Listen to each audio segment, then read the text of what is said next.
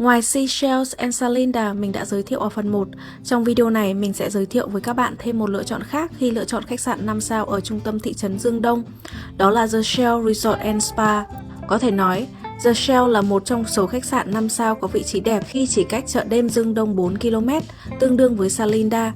Khách sạn này cách sân bay 14 km. The Shell gồm một tòa building hình con sò với 40 phòng và 94 villa view vườn xanh mát với 2 bể bơi và bãi biển riêng. Điều mình thích nhất ở The Shell là thiết kế phòng rộng rãi, mới lạ và mang lại cảm giác nghỉ dưỡng.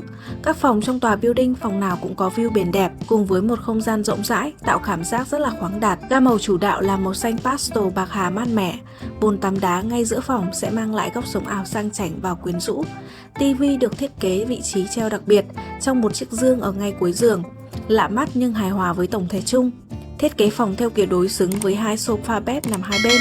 Khu vực vệ sinh và bàn làm việc, mini bar cũng nằm đối xứng và gọn gàng ở hai bên cửa. Nhìn chung, phòng rộng, đẹp và gây ấn tượng. Ngoài ra, một điều bạn có thể cân nhắc khi lựa chọn hạng phòng này là di chuyển tới các khu vực chung như bể bơi hay bãi biển rất là gần. Nhà hàng, spa cũng nằm ngay cạnh dưới chân tòa nhà. Còn với các villa, di chuyển sẽ xa hơn.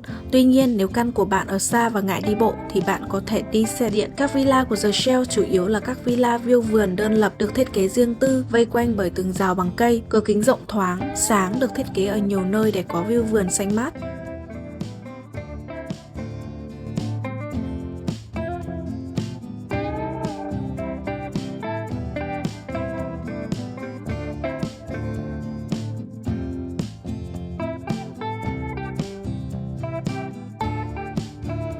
Ngoại trừ giường ngủ, bàn làm việc, tủ quần áo được sắp xếp gọn gàng, toàn bộ khu vệ sinh được đưa ra phía sau và ngăn cách với khu vực chính bằng một vách ngăn bằng gỗ lớn. Ngoài rộng, sáng, thoáng thì mình thích nhất ở khu vực này là bồn tắm với view vườn xanh mát, tạo cảm giác gần gũi với thiên nhiên. Về khu vực chung, mình ấn tượng với khu vực lễ tân và lối vào khách sạn. Khu vực lễ tân mặc dù không lớn nhưng với thiết kế bể nước tràn bờ bên ngoài mang lại cảm giác cực kỳ thư thái. Con đường dài dập bóng cây xanh mát dẫn vào khách sạn khiến mình phải thốt lên rất là ngạc nhiên. Tuy nhiên, về khuôn viên, cảm nhận của mình khá là sơ sài và đơn điệu. Mặc dù, theo mình, họ có thể làm tốt hơn rất nhiều để có một cảnh quan chỉn chu và hấp dẫn hơn.